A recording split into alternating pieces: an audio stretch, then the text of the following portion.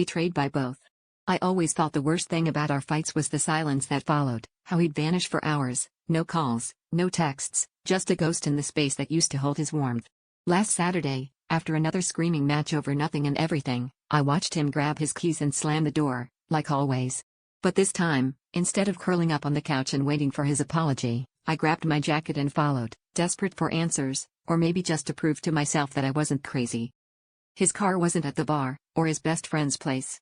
I drove around, hands shaking, and when I finally spotted it, my stomach dropped. It was parked across the street from my therapist's house, the same woman who'd spent months listening to me sob about how lost I felt, how I couldn't trust him, how I couldn't even trust myself. I sat in my car for an hour, watching the lights flicker in her living room, feeling like the punchline to a joke I never understood. He stayed the night. The next morning, I watched him leave her place with that same look he used to save for me, relaxed, easy, almost satisfied.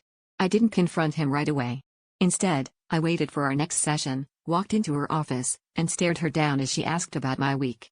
She looked nervous, like she knew she'd been caught, but she played it cool. I asked her how she could keep my secrets and sleep with the man who broke me in the first place. She smiled, but it didn't reach her eyes. Sometimes, we attract what we fear most, she said. That's when I realized what hurt wasn't just the betrayal, it was that I'd spent months spilling my ugliest truths to someone who saw me as entertainment, not a person.